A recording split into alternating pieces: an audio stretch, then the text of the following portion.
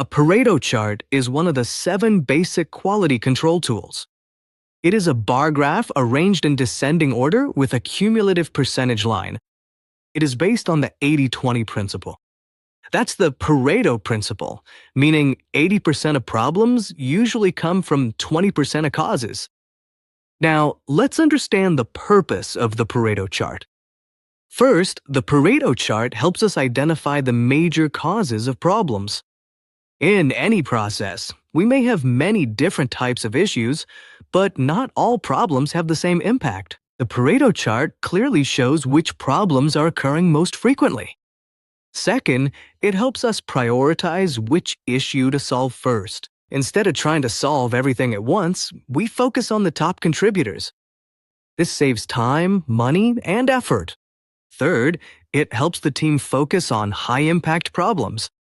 When we solve the few critical issues, we automatically reduce a large percentage of total problems. This follows the 80-20 principle. A few causes create most of the problems. Finally, it supports data-based decision-making. We are not guessing. We are not depending on opinions. The decisions are taken based on actual data shown in the chart. So, in simple words, the Pareto chart tells us what to fix first for maximum improvement. That is why it is one of the most powerful tools among the 7 QC tools. Let us understand how to draw a Pareto chart and how to draw conclusions from the data on customer complaints from this company. There are 270 complaints recorded in the customer complaint register. The record indicates the date of the complaint. The client's name is listed as the one making the complaint. The product name, product batch, and the quantity of the product for which the complaint is recorded are also included. The last 3 columns indicate the complaint, category, and status. The first of the 7 QC tools is the check sheet, which is used to sort data using tally marks. The output from the check sheet shows that there are 11 complaints related to color development. There are 8 complaints related to delayed delivery. There are 2 complaints related to errors in the test certificate, and there are 132 complaints related to high moisture, and so on. All 270 complaint records are counted. The highest number is 132, which is related to high moisture. The second highest number is 75, which is related to lump formation. The third highest number is 23, which is related to wrong delivery, and so on. These data are now arranged from highest to lowest. The highest number is 132, which is related to high moisture. The second highest number is 75, which is related to lump formation. The third highest number is 23, which is related to wrong delivery. And the last is 2, which refers to errors in test certificates. A column is added for cumulative data. First is 132.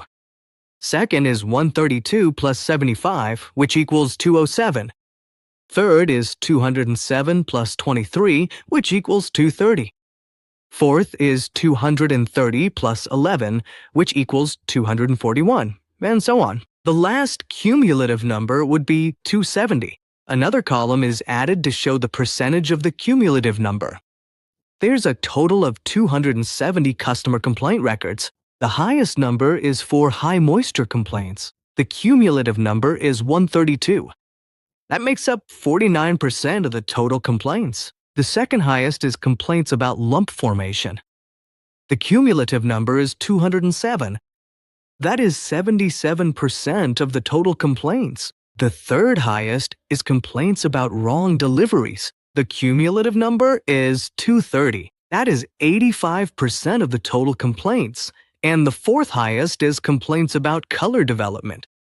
The cumulative number is 241. That is 89% of the total complaints, and so on. The last one is an error in the test certificate. The cumulative number is 270. That is 100% of the total complaints. On the x-axis, the types of complaints are plotted. On the y-axis, the number of complaints is plotted. The chart's a simple bar chart. The number of complaints for each type is shown at the top of each bar. On the z-axis, the cumulative percentage is plotted. It's a simple line chart. The number is shown at each point. Now, a line is drawn at 80% on the z-axis. There are two data points below the 80% line. These are the bars for high moisture and lump formation. These are the priority areas for investigation and action. If these two types of complaints are resolved, it means 80% of the complaints will disappear next year. This is called the 80-20 rule. A few key causes create the majority of results. In other words, focus on the critical few, not the trivial many. It is said that 80% of the problems are caused by 20% of the issues. It is said that 80% of the work is done by 20% of the employees. It is said that 20% of the effort produces 80% of the results.